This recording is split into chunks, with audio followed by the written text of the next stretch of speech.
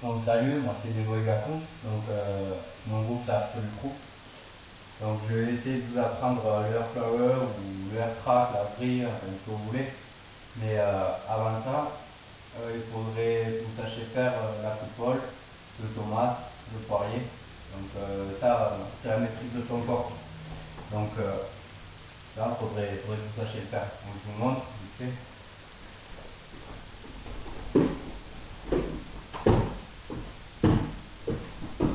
Voilà, bon, j'ai rajouté une vrille, mais je vais vous apprendre. Donc, la vrille, soit vous la commencez départ debout, soit départ assis. Donc, moi, j'avais peur au départ debout, donc je la commençais toujours assis. Donc, je vais vous montrer comment je faisais au début. Donc, départ assis. Alors, je me place comme ceci, là, avec cette jambe qui va donner l'impulsion, et la jambe gauche qui va fouetter. Donc, dans mon tas, c'est la jambe gauche qui va fouetter. Donc, je prépare ma main comme ceci.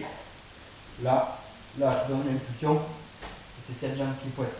Et cette main, j'accompagne avec. Je fais là. Voilà, je vais vous montrer que j'ai fait un tour de vrille avec cette façon. Donc, je refais comme tout à l'heure. Je prends mon appui sur cette jambe, la jambe gauche qui fouette. Et donc, je vais vous faire un tour de vrille juste pour la lancer, juste pour vous voyez. Ah. Voilà. Donc, là, ce qui s'est passé, c'est que quand j'étais en l'air, quand j'ai posé ma deuxième main, cette jambe à gauche, elle a fait comme ça, et cette jambe à droite, elle monte. Donc, là, ce qui se passe, c'est au niveau des mains. Va falloir gérer, quoi. Donc, quand vous êtes là, vous faites ça, tac, tac, et quand vous êtes dans cette position, il y a un truc qui se passe, c'est ça, là. Donc pour la vrille, il faut vraiment pousser sur le deuxième main qu'on met au sol. Mais aussi avoir un bon écart des jambes et aussi avoir un bon écart des bras. Mais les bras, ça vient petit à petit. Le plus souvent, quand on débute, on n'a pas un écart comme ça. Là, déjà, ça, c'est un grand écart. Déjà, quand on débute, l'écart est plutôt comme ça. Donc on a plutôt la main qui se plie au lieu de l'avoir tendue. Et ça se corrige à force. Donc, quand elle se plie, ça fait ça. Voilà. Ça, c'est plutôt une vrille de début. Donc, je vais vous montrer le départ debout. Peut-être ça sera plus simple pour vous. Donc, le départ debout, il se fait comme ça. Je vais poser une première main. Et puis, quand je pose ma première main, ma jambe gauche va se lever. Et quand je vais commencer à poser ma deuxième main, la jambe droite va se lever. Donc je fais, là je pose la première main, la jambe gauche se lève, la droite se lève et ma main gauche pose. Donc je vous le refais avec un peu plus d'élan. Voilà. Donc ensuite, ce qui se passe quand on va commencer à s'élancer. Donc là, ce qui se passe, c'est là, la plupart du temps, vous bloquez.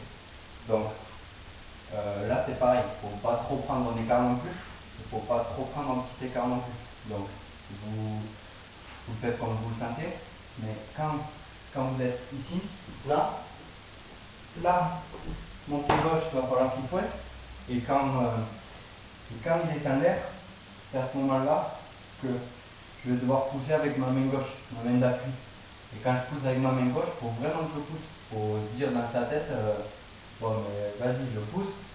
Et quand vous avez poussé, si vous voulez, vous réfléchissez à votre main qui va se poser en premier. Donc, c'est-à-dire, la main qui va se poser en premier, c'est quand j'ai fait ma vrille, tac. Une fois que j'ai posé ma main, il faut savoir où je suis, quoi. Parce qu'en l'air, on ne sait pas trop. Mais quand je pose ma première main, déjà, il faut que ça soit un pilier. Donc, ma première main, quand je la pose, c'est celle-là. Donc, c'est là. Parce que je peux faire plein de variantes après. Donc, voilà, là, j'ai posé ma première main, j'ai eu le temps de voir ce que je faisais. Donc, je vous le refais. Là, je fais mon départ debout, je vais pousser avec la main, je fouette, là. Voilà, donc, une fois que vous savez faire ça, pour la deuxième grille, il faut déjà que la première soit parfaite. Donc, la deuxième, c'est pareil.